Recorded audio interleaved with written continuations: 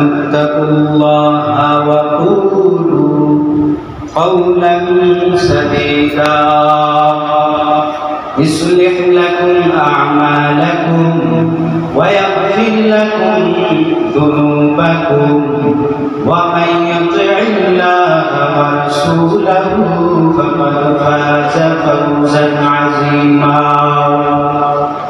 وقال النبي صلى الله عليه وسلم القبر روضة من رياض الجنة أو حفرة من حفر النار صدق الله مولانا العظيم وصدق رسوله النبي الأمي الكريم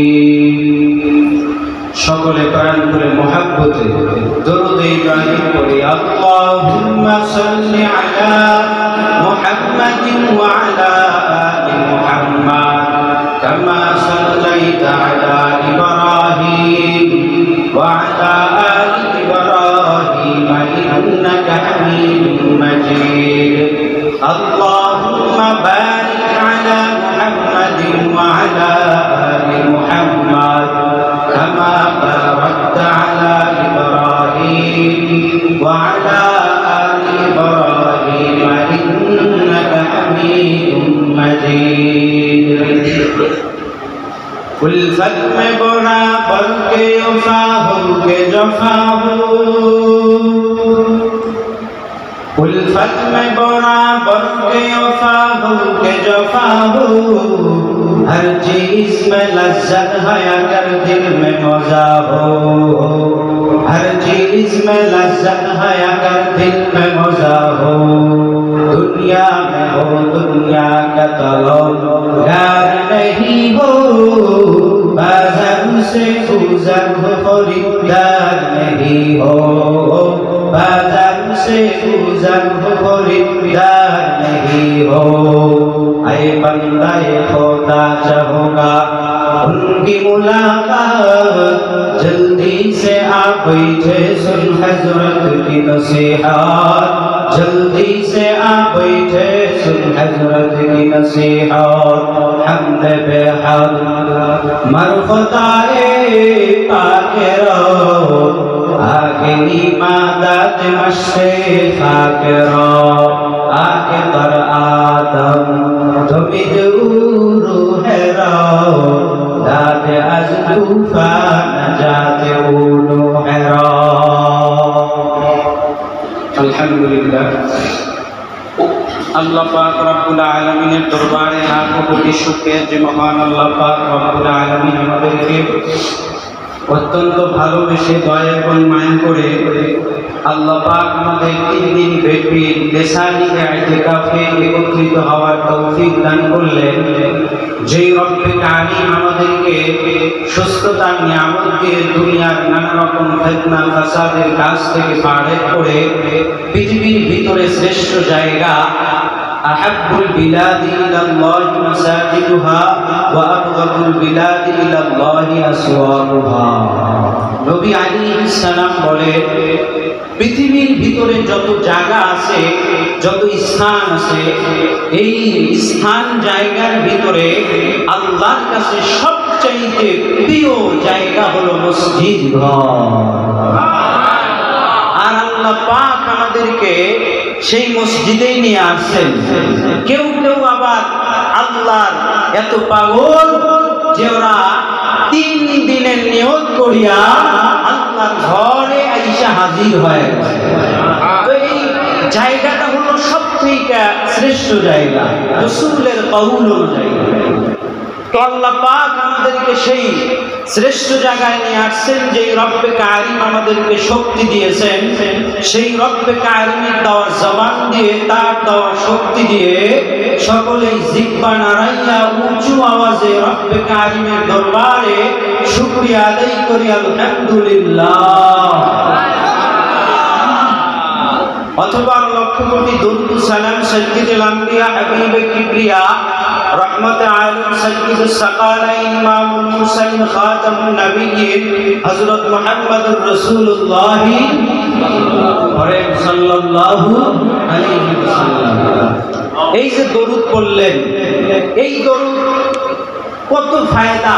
ছোট্ট দরুদ পড়েছেন সাল্লাল্লাহু আলাইহি ওয়াসাল্লাম, 3 সেকেন্ড টাইম লাগে নাই। অথচ এই দরুদের ফায়দা কেমন? নবী আলাইহিস সালাতু ওয়াস সালাম বলেন, মান সাল্লা আলাইয়া ওয়াহিদাতান সাল্লাল্লাহু আলাইহি আশারা, যে ব্যক্তি আমার উপরে একবার দরুদ পড়বে, আল্লাহ নবী বলেন আল্লাহ পাক ওই ব্যক্তির উপরে 10 বার রহমত নাযিল করবে। এতটুকুই ফায়দা নয়। অন্য হাদিসের ভিতরে একটা ছোট্ট কিতাব, যেই কিতাবটার নাম হলো পুঁজি কম লাভ বেশি। আপনারা যারা কিতাবটা পড়ে থাকবেন কেউ কেউ, এই পুঁজি কম লাভ বেশি কিতাবের ভিতরে এই দরুদের ফাজাইল বর্ণনা করতে গিয়ে লেখেন, যদি কোনো ব্যক্তি একবার বলে সাল্লাল্লাহু আলাইহি ওয়াসাল্লাম, সাথে সাথে ওই ব্যক্তিকে 3টা পুরস্কার দেওয়া হয়। 1 নাম্বার পুরস্কার, ওই বান্দার জীবনে যে গুনাহ করেছে ওই গুনাহ থেকে আল্লাহ পাক 10টি গুনাহ মাফ করে দেয়। 2 নাম্বার পুরস্কার, যে 10টি গুনাহ মাফ হয়ে গেছে ওই 10টি গুনাহ কি আল্লাহ পাক নেক দিয়া তার আমলনামায় পরিপূর্ণ করে দেয়। আর 3 নাম্বার পুরস্কার হলো ওই ব্যক্তির আখিরাতের লাইনে, দুনিয়ার লাইনে নয়, আখিরাতের লাইনে ওই ব্যক্তির আল্লাহর কাছে 10 গুণ মর্যাদা বেড়ে যায়। এই কারণে আমল কিন্তু ছোট। সাল্লাল্লাহু আলাইহি ওয়াসাল্লাম 3 সেকেন্ড সময় লাগে না। এই কারণে যেহেতু আপনারা এই মসজিদে বসছেন, এই মসজিদে আসছেন, তো আপনারা বেশি বেশি দরুদ পড়বেন। নবীজির উপরে দরুদ পড়ানোর জন্য বা পড়াবার জন্য কোনো শর্তের প্রয়োজন নাই যে দরুদ পড়তে হলেই দাঁড়াইতে হবে, এমন কোনো শর্ত আছে কি? আপনারা নার্ভাস হয়ে গেছেন, 3-4 দিন ধরে বয়ান শুনতেছেন, একটু মানে দুর্বল দুর্বল ভাব। আসলে মুসলমান কখনো দুর্বল হয় না। ওই যে বদরের ময়দানে আল্লাহ পাকের নবী 313 জনের বাহিনী দিয়া 1000-এর বিরুদ্ধে বিজয় অর্জন করেছেন। যেই মাসটা ছিল রমজান, আর রমজানের 17 তারিখ এই বদরের ময়দান কায়েম হয়েছিল। বেঈমানরা মনে করেছিল কি মুসলমান রোজাদার, এদের গায়ে কি নাই? শক্তি নাই। আসলে মুসলমান শক্তির বলে কোনদিন বলিয়ান হয় না, মুসলমান বলিয়ান হয় একমাত্র ঈমানের বলে। এ কারণে আপনারা ঈমানের পাওয়ার যদি থাকে, সুবহানাল্লাহ, আলহামদুলিল্লাহ, আল্লাহু আকবার, এগুলা বললে কি আপনাদের কোনো সমস্যা আছে? আপনারা বলবেন যেখানে সুবহানাল্লাহ, আলহামদুলিল্লাহ এগুলা বলা দরকার, আপনারা ওখানে ওখানে বলবেন। কারণ আপনারা যদি আওয়াজ দেন, যারা ওয়াজিন আছে এদের কথা বলা সহজ হয় না, এরা একটু উৎসাহ পায়। এই কারণে আওয়াজ দিবেন তো ইনশাআল্লাহ। তো মুহতারাম হাজিরিন, অনেক কথাই বললাম। তো আমি আপনাদের সামনে কথা বলার নিয়তেই পবিত্র মহাগ্রন্থ আল কোরআন কারীম থেকে একখানা আয়াতে কারিমা তেলাওয়াত করেছি এবং বিশ্বনবী শেষ নবী হযরত মুহাম্মদুর রাসূলুল্লাহ সাল্লাল্লাহু আলাইহি ওয়াসাল্লামের এক টুকরা হাদিসের বাণী তেলাওয়াত করেছি। এই কোরআনের আয়াত এবং হাদিস দ্বারাই ইনশাআল্লাহ সামান্য কিছু কথা হবে। আল্লাহ পাক যদি আমাকে বলবার এবং আপনাদেরকে শ্রবণ করার তৌফিক দান করেন তবেই সম্ভব। তো আল্লাহ পাক রব্বুল আলামিন পবিত্র কোরআনে বলেছেন, ইয়া আইয়ুহাল্লাযীনা আমানু, এই দুনিয়ার ঈমানদার নারী পুরুষ, ধনী গরীব, শিক্ষিত অশিক্ষিত, আলেম ও আওয়াম, তোমরা যারা ঈমান এনেছো, তোমাদের উপরে আমি আল্লাহ পাক 2টা কর্মসূচি দিলাম। 2 কর্মসূচি পালন করবা, 2 পুরস্কার। সুবহানাল্লাহ। কাজ করতে হবে কয়টা? 2টা। পুরস্কার কয়টা? 2টা। তো আল্লাহ পাক রব্বুল আলামিন এই আয়াতের ভিতরে এই 2 কাজের কথা ঈমানওয়ালাদেরকে বলেছেন, আবার 2 পুরস্কারের কথাও ঈমানওয়ালাদের এই আয়াতের ভিতরেই বলেছেন। তো আল্লাহ পাক রব্বুল আলামিন বলেন, ঈমান যারা আনছো তোমরা একটা কাজ করো। কি কাজ? ইত্তাকুল্লাহ, আমি আল্লাহকে তোমরা কি করো? ভয় করো। আল্লাহকে কি করতে হবে? ভয় করতে হবে। ভয় করার মতো ভয় করতে হবে। ওই রাজবাড়ী জেলার বালিয়াকান্দি উপজেলার রসুলপুর সোনাপুরে ঘুমান্ত আছে শায়খ মুর্শিদ আল্লামা রসুলপুরি রাহমাতুল্লাহ আলাইহি। উনি বয়ানের মাঝে বলতেন যে ইত্তাকুল্লাহ, আল্লাহকে ভয় করো। আল্লাহকে কি পরিমাণ ভয় করবা? ওই হযরত আল্লামা আব্দুল মতিন নিসাই রাহিমাহুল্লাহ উনি বলতেন যে সাপকে মানুষ কি করে?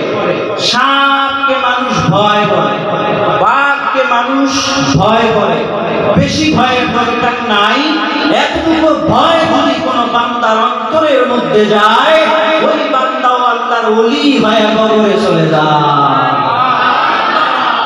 এজন্য আল্লাহকে এক নাম্বার কর্মসূচি কি? আল্লাহকে ভয় করতে হবে। দুই নাম্বার ওয়াকুলু কাওলান সাদীদা। এই যে তোমাদেরকে জবানটা দিয়েছি, জবান, এই জবানের হেফাজত করো। এই জবান দ্বারা যত কথা বলবা, এই কথা ওয়াকুলু কাওলান সাদীদা, তোমরা জবান দ্বারা সদা সর্বদা সত্য কথাই বলবা। এক নাম্বার কি? আল্লাহকে ভয়।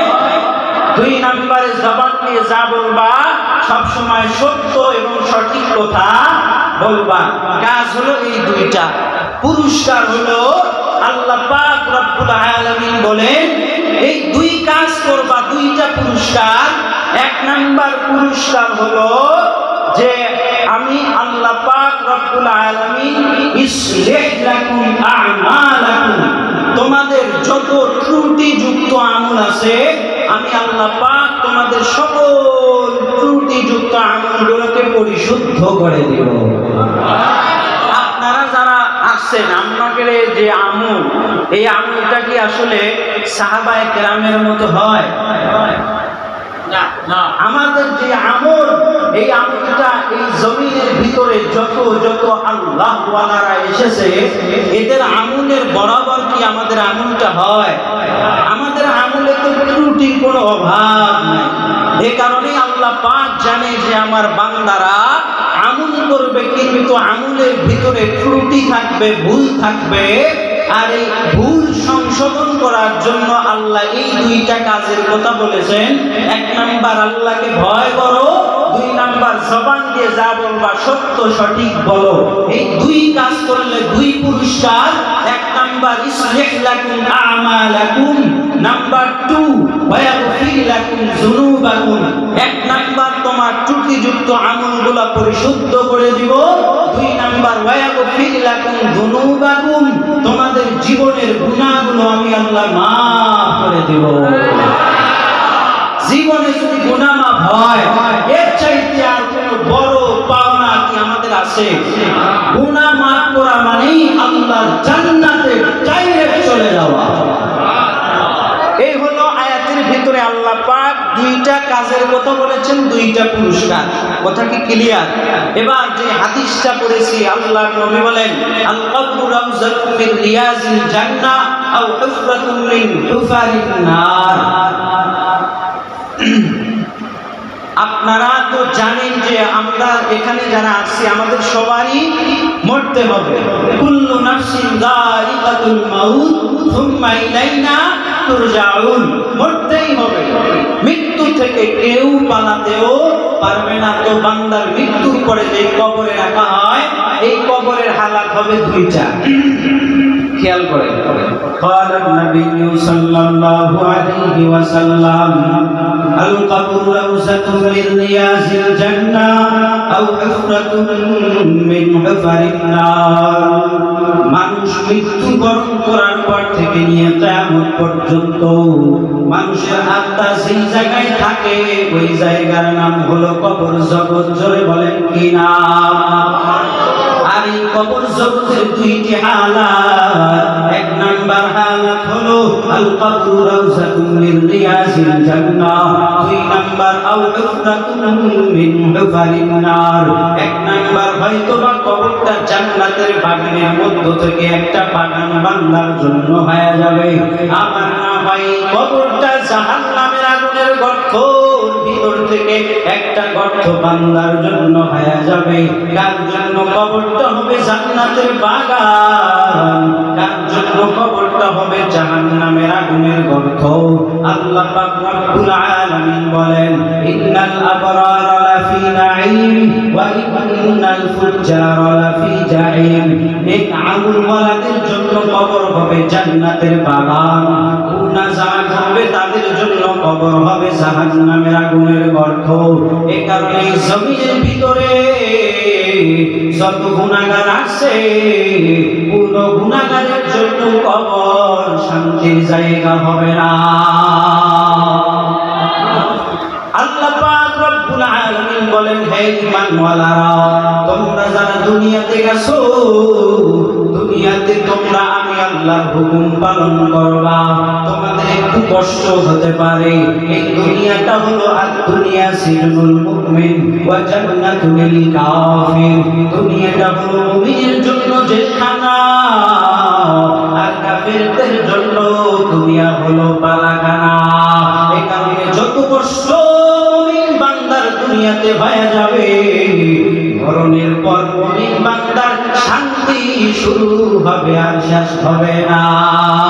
আর যত শান্তি বেঈমানেরা দুনিয়ায় করবে, মরণের পর তাদের অশান্তি শুরু হবে আর শেষ হবে না। এই কারণে মুসলমান যুবক ভাই ও পর্দার অন্তরালের আম্মা জানেরা, হে চুল পাকা দাড়ি পাকা মুরব্বি মাদ্রাসার তলাবা, স্কুল কলেজ ভার্সিটির স্টুডেন্ট বন্ধুগণ, মহব্বতের নজরে সিকবাটা নাড়াইয়া উঁচু আওয়াজে আমার কথা বুঝে থাকলে বলেন তো, কবরটা কার জন্য জাহান্নামের আগুনের গর্ত হবে? বদকারের জন্য। কার জন্য? বদকারের জন্য কবরটা জাহান্নামের আগুনের গর্ত হয়ে যাবে, মুমিনের জন্য কবরটা জান্নাতের বাগান হয়ে যাবে। এই কারণে দুনিয়াতে বান্দা আল্লাহ পাক রব্বুল আলামিন যতগুলা কর্মসূচি দিলেন, যতগুলা বিধান দিয়েছে, সব বিধানগুলো আলোচনা করা লাগবে, এর উপরে আবার আমল করতে হবে। নাইলে এই দুনিয়া থেকে যদি বান্দা গুনাহ করিয়া কবরের পথে রওনা হয়ে যাও, ওই কবর কোন দুনিয়ার মানুষের পরিচয় দিলে কাজ হবে? কবরে কোন দুনিয়ার মানুষের কাজ হবে না। এই নবীর উম্মতের দল আপনার জান হযরতে আয়েশা সিদ্দিকা রাদিয়াল্লাহু তাআলা আনহা বলেন, আল্লাহর নবী কবর দেখলে ফফায়া কান্নার আওয়াজ দিত। আল্লাহর নবীর প্রিয় সাহাবী হযরত উসমান গনি রাদিয়াল্লাহু তাআলা আনহু কবর দেখলেই শুধু কান্নার আওয়াজ দিত। অন্য সাহাবায়ে কেরাম প্রশ্ন করলেন, ও উসমান, আল্লাহর নবী জাহান্নামের বয়ান করে তুমি এত কান্না করো না, আল্লাহর নবী হাসরের ময়দানের বয়ান করে তুমি এত কান্না করো না, আল্লাহর নবী ফুলসিরাতের বয়ান করে তুমি এত কান্না করো না, কিন্তু আল্লাহর নবী যখন কবরের বয়ানটা করে তখন কেন তুমি হাউমাউ করিয়া কান্নার আওয়াজ দাও? হযরত উসমান ডেকে বলে, নবীর সাহাবী ভালো করে শুনে নাও, নবী আলাইহিস সালাম বলেছেন আখিরাতের যতগুলা ঘাটি আছে, এই ঘাটির ভিতরে প্রথম ঘাটির নাম হলো কবর। আর এই কবরে যদি কোনো বান্দা ধরা খায়, অন্য ঘাটিতে ওই বান্দা ধরা খায়া যাবে। আর কবরে যদি নাজাত পায়, অন্য ঘাটিতেও বান্দা নাজাত পাওয়ার আশা থেকে যায়। এই কারণে উসমান কবরের বয়ান শুনলে ধাউমাউ করিয়া কান্নার আওয়াজ দিত। এই কারণে কবর হলো অত্যন্ত ভয়ানক জায়গা। ওই কবরে কোনো সাথী নাই, ওই কবরে কোনো বাতি নাই। এই কারণেই তো আল্লাহ ওয়ালারা কান্নার আওয়াজ দিত, এই কারণেই তো আল্লাহ ওয়ালারা ঘুমাইতেও পারত না, ঠিক মতো খাইতেও পারত না। আল্লাহ ওয়ালাদের টেনশন, অন্ধকার কবরে আমি কেমনে একা একা থাকবো। আল্লাহ ওয়ালাদের টেনশন, ওই 30,000 বছরের ফুলসিরাতের রাস্তা আমি কেমনে পার হব। আল্লাহ ওয়ালাদের টেনশন, হাসরের ময়দানে যদি আমার হাতের মধ্যে জাহান্নামের হ্যান্ডকাপ লাগিয়া যায়। এ কারণেই তো ওই সরকার জমিনে ঘুমন্ত সৈয়দ ফজলুল করিম রাহমাতুল্লাহ আলাইহি মানুষদেরকে পায়ে ধরে ধরে ধরে ধরে ডেকেছেন, বাবা গুনাহ করা যাবে না।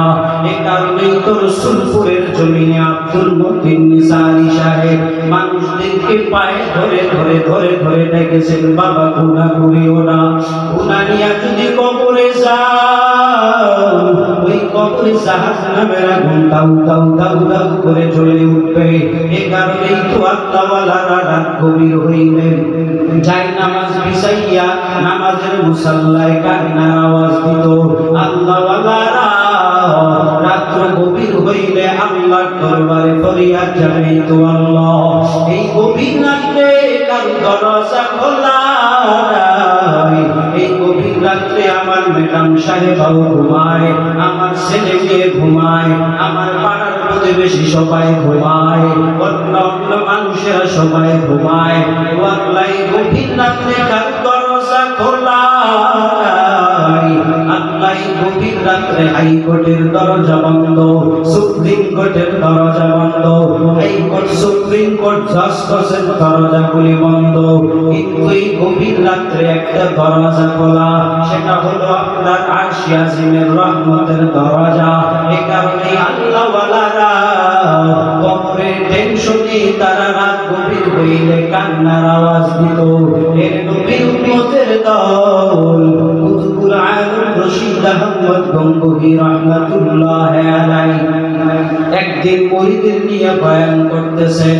হঠাৎ করে মসজিদ চলাকালীন অবস্থায় একটা মুরিদ দাঁড়াইয়া গেল, প্রশ্ন করে, হযরত আপনি এরকম ভাবে আমাদেরকে এরকম ভাবে কবরের আযাবের বয়ান শোনান, আপনি কি কখনো কবরের আযাবটা নিজে চোখে দেখছেন নাকি? কুতুবুল আলম রশিদ আহমদ গঙ্গোহী রাহমাতুল্লাহ আলাইহি মুরিদটার কথা শোনা মাত্র কেমন জানি চেহারাটা মলিন হয়ে গেল। এবার কুতুবুল আলম রশিদ আহমদ গঙ্গোহী ডাক দিয়া কয়, বাবা কবরের আযাব কি আমার মালিক আমারে না দেখাইছে? আবার আল্লাহ তো আমারে কবরের আযাব দেখাইছে। এই কারণেই তো আমি এত কান্নার আওয়াজ দেই। একবার মুরিদ থেকে বলে, হযরত আপনি কেমনে কবরের আযাব দেখেছেন একটু আমাদেরকে বলেন, একটু বলা যাবে কি? কুতুবুল আলম রশিদ আহমদ গঙ্গোহী থেকে বলে, ভাই আমার বাবারা ভালো করে শুনে নাও, তোমরা জানতে চাইছো কবরের আযাব আমি রশিদ দেখেছি কিনা, তাহলে শুনে নাও। আমি একটা কবরের কিনারায় কবর জিয়ারত করার জন্য দাঁড়াইয়া গেলাম। হঠাৎ করিয়া আমি যখন সূরা ফাতিহা সহ মাসনুন দরুদ পড়া আরম্ভ করলাম, হঠাৎ করে আমার গায়ের ভিতরে কেমন জানি একটা গরম বাতাস লাগলো। আমি বুঝতে পারলাম দুনিয়া কি কই করিনি হাওয়া নেই হায়, যে এটা দুনিয়ার কোনো গরম বাতাস লাগে না এটা হলো কবরের আযাবের সেই ভয়ানক জাহান্নামের আগুনের একটা গরম। এইবার রশিদ আহমদ গঙ্গোহী জেগে বলে, আল্লাহ এই কবরের ভিতরে কি আযাব হয় একটু আমাকে একটু দেখাইয়া দেন, আমার একটু অন্তরের চক্ষুটা খুলে দেন, সেই চক্ষু দিয়া আমি এই কবরের আযাবটা দেখতে পারবো। এর নবীর উম্মতের দল কুতুবুল আলম রশিদ আহমদ গঙ্গোহী রাহমাতুল্লাহ আলাইহি আল্লাহর কাছে দোয়া করা মাত্র কবুল হয়ে গেল, কারণ আল্লাহ ওয়ালাদের অন্তরের চক্ষু খোলা হয়। কোরআনের ভাষায় যে চক্ষুর নাম হলো ফুরকান, হাদিসের ভাষায় সেই চক্ষুর নাম হলো ফেরাসা। কুতুবুল আলম আলম রশিদ আহমদ গঙ্গুহি বলেন, এবার আমি যখন আমার চোখটা বন্ধ করে দিলাম, এবার আমি নজর কইরা তাকাইয়া দেখি ওই কবরের ভিতরে মাইয়া তার মাইয়াত নাই। ওই মাইয়াতের কাফনটাকে আলাদা করা, পায়ের কাপড়, এরপরে সারফন সিনামন, এসার যত কিছু কাপড়ের কাপড় আছে ওই মাইয়াতের থেকে সমস্ত কাপড়ের কাপড়গুলো আলাদা করা এবং কবরে একটা সাইজে টবলার মতো জমানো করা। এবার নজর কইরা তাকাইয়া দেখি কবরের যে মাইয়া, ওই মাইয়াতের জিহ্বাটাই না নাভি পর্যন্ত নামানো। শুধু এতটুকুই নয়, বাবারা শুনে নাও, ওই কবরের ভিতরে আমি যখন মাইয়াতটাকে নজর কইরা তাকাইয়া দেখলাম, এবার আমি যখন তাকাইয়া দেখি ওই মাইয়াতের একটা নাকের ছিদ্র দিয়া একটা জাহান্নামের সাপ ঢুকে গেছে, মাথার থেকে বংশটা নিয়ে নাকের অন্য ছিদ্র দিয়া বের হয়। আবার ওই কবরের ভিতরে জাহান্নামের বিচ্ছু, জাহান্নামের সাপ কবরে গলায় পেঁচায়া কটকট করে কান্দায়। শুধু তাই নয়, ওই কবরের ভিতরে ধাউ ধাউ করিয়া জাহান্নামের আগুন জ্বলে। আমি যখন এটা দেখলাম আমার তো জ্ঞান শূন্য হয়ে গেল, আমি জ্ঞান হারায় ফেললাম। কবরের এমন কেমন ভয়ানক আযাব হয়, এর নবীর উম্মতের দল। এজন্য কবরের সামানা নিয়ে কবরে যাইতে হবে, না হলে কবরে কোনো দুনিয়ার মানুষের পরিচয় দিলে কাজ হবে না, হবে না। কেননা বান্দা তোমার আমল তোমারই করতে হবে। কবর কিন্তু দৈনন্দিন মানুষদেরকে ডাকতে থাকে, ও কবরের ডাক প্রতিদিন ডাকি তোমায়। এই কোনো চেতনা সময় থাকিতে করো পরকালের সাধনা, ডাকার মতো ডাকবো একদিন আমি অন্ধকার কবর। আসতে হবে আমার কোলে, রাখো না কেন খবর। সাত বিচ্ছু আজব গজব থাকবে তুমি একেলা, তোমার যেদিন ডাক পড়িবে পড়বে কান্নার মেলা। ছেলে দিয়ে কাঁদবে সবাই, কেউ হবে না সাথে। আমি কবর নির্জন গ্রহ, কেউ দিবে না পাতি। তোমার সকল ইমানের বল হিসাব করবে পথে। শান্তি যদি পেতে চাও দুনিয়ার মানুষ আমল আনিও সাথে। এ কারণে কবরে আমল ছাড়া গেলে কিন্তু কবরে কোনো উপায় থাকবে না। এজন্য আল্লাহওয়ালারা কবরে টেনশনে ঘুমায় নাই। আল্লাহওয়ালাদের টেনশন, এ বাবারা কবরে কিন্তু দুনিয়ার কোন মানুষের পরিচয় দিলে রেহাই পাওয়া যাবে না। কারণ কবরে দুনিয়ার কোন মানুষের পরিচয় দিলে যদি রেহাই পাওয়া যাইত, আপনারা তো ঘটনা জানেন। ওই যে আল্লাহর নবীর কন্যা হযরত ফাতেমাতুজ জোহরা যখন ইন্তেকাল করলেন, এবার ইন্তেকালের পরে ফাতেমার কয়েকটা হযরত আলীর কাছে নসিহত ছিল। তার ভিতরে একটা ছিল হযরত আলীকে ফাতেমা ডেকে বলে, স্বামী আমি যখন ইন্তেকাল করব, আমার মৃত্যুর পরে আপনি আরেকটা বিবাহ করে নেবেন। আবার আমার এই মৃত্যুর খবরটা যেন দুনিয়ার কোনো মানুষরা, এক্সট্রা কোনো লোকেরা যেন না জানে। আপনি একটু গোপনে আমাকে কাফন দাফনের ব্যবস্থা করবেন। এই শর্তটা মানার জন্য হযরতে আলী রাদিয়াল্লাহু তাআলা আনহু এইবার হযরতে আবু যর গিফারির বাড়িতে চলে গেলেন। যাওয়ার পরে কয়, আবু যর, আল্লাহর নবীর কন্যা ফাতেমা তো আজকে ইন্তেকাল করলো, তার কাফন দাফনের ব্যবস্থাও করতে হবে। একটু তুমি আমার সাথে একটু সাহায্য করবা, একটু আমার সাথে হাতে হাত লাগাইয়া কাজ করবা। হযরতে আবু যর গিফারি হলো বৃদ্ধ সাহাবা ছিলেন, এ রাজি হয়ে গেল। হযরতে আলীর সাথে চলে গেলেন। কবরটা খুঁড়তেছেন আবু যর গিফারি, আর শুধু কবরকে আবেগের সাথে প্রশ্ন করে, কবর সাবধান, ভালো কইরা শুনিয়া নেও, কবর তুমি কত বড় ভাগ্যবান জানো? আজকে তোমার মাঝে আমি কাকে রাইখা যাই তুমি কি জানো? আজকে তো তামাম পৃথিবীর ভিতরে যিনি মহামানব সর্বশ্রেষ্ঠ মানুষ হযরত মুহাম্মদুর রাসূলুল্লাহ সাল্লাল্লাহু আলাইহি ওয়াসাল্লামের একমাত্র কন্যাকে তোমার মাঝে রাইখা যায়। এ কবর ব্যবহারটা ভালো করবি, কবর সাবধান, খারাপ ব্যবহার করা যাবে না।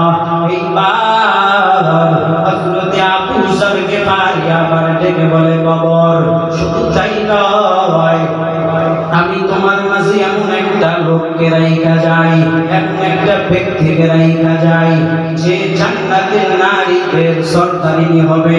আল ফাতিমাতু সাইয়্যিদাতু নিসাই আহলিল জান্নাহ। ফাতিমা হলো জান্নাতের নারীদের সরদারিনী।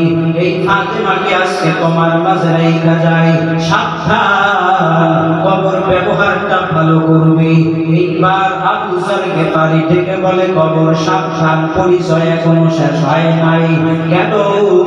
আল হাসান ওয়াল হুসাইন সাইয়্যিদা শাবাবি আহলিল জান্নাহ, জান্নাতের নারী যুবকদের সরদার হাসান হুসাইনের একমাত্র মাকে আজকে তোমার মাঝে রাইখা যাই, সাবধান, কবর ব্যবহার ভালো করবে। এইবার আবার কবরকে প্রশ্ন করে, কবর সাবধান। আল্লাহর নবী দুনিয়াতে 10 জন সাহাবাকে অগ্রিম জান্নাতের সার্টিফিকেট দিয়েছেন, যাদের মধ্যে যাদেরকে আশারে মুবাশশারা বলা হয়, এদের মধ্যে একজন হলো হযরত আলী। এই আলী সিরিকে তোমার মাঝে রাইখা যাই, কবর একটু ব্যবহারটা ভালো কইরো। এইবার কবরের জবান খুলিয়া যায়, কবর এবার আল্লাহর কাছে থেকে বলে, আল্লাহ আমার জবানটা একটু খুলিয়া দাও, আমি তোমার নবীর সাহাবীর কয়েকটা প্রশ্নের জবাব দিয়া দেই। আল্লাহ পাক কবরের জবানটা খুলে দিল। কবর এবার থেকে বলে, নবীর সাহাবী তুমি কার পরিচয় দাও? এই দুনিয়ার ভিতরে আখির জামানার পয়গম্বর, আমি তো তাকে চিনি না। এই দুনিয়ার ভিতরে আছে মুহাম্মদ সাল্লাল্লাহু আলাইহি ওয়াসাল্লামকে, তাকে তো আমি চিনি না। তুমি কার পরিচয় আমার কাছে দাও। কবর থেকে বলে, শুধু তাই নয়, তুমি যে বললা হাসান হুসাইনের আম্মাকে রেখে যাও, এই হাসান হুসাইন আমি তো চিনি না। কবর আরো ডাক দিয়া কয়, হযরত আলীর পরিচয় দিয়েছো, সে কে আমিও চিনি না। আমি শুধু চিনি নেক আমল, নেক আমল যদি ভালো হয় আমি কবর ভালো ব্যবহার করব, আর নেক আমল যদি খারাপ হয় আমি কবরের কাছে কোনো ছাড় হবে না। কবরের থেকে যখন এই প্রশ্নটা শুনলেন, উত্তরটা শুনে নিলেন, আবু যর গিফারি আল্লাহু আকবার বলিয়া ওখানে অজ্ঞান হয়ে পড়ে গিয়েছিলেন। ইতিহাসের ভিতরে আসে এরপরেও হযরত আবু যর গিফারি অনেক দিন জীবিত ছিলেন, কিন্তু কথা বলতে পারতেন না। কেমন জানি একটা দুইটা বাক্য বলতে বলতেই তিনি নার্ভাস হয়ে যাইতেন। এ কারণে মুসলমান, এই দুনিয়া থেকে আমাদেরকে কবরে যাইতে হবে। কবরে যাওয়ার আগে যে কর্মসূচি আল্লাহ দিলেন, আল্লাহ পাকে আয়াতে ডেকে বলেন, ইয়া আইয়ুহাল্লাযীনা আমানু তাকুল্লাহা ওয়া কুনু মা'আস সাদিকিন। ঈমানওয়ালারা তোমরা যারা দুনিয়াতে গেছো, আমি আল্লাহকে ভয় করো, আর একটা কাজ তোমরা করবা, সেটা হলো আল্লাহওয়ালাদের বন্ধু হয়ে যাবা, তাদের সাথী হয়ে যাবা। কারণ বান্দা দুনিয়ার লাইনে তোমরা তো জানো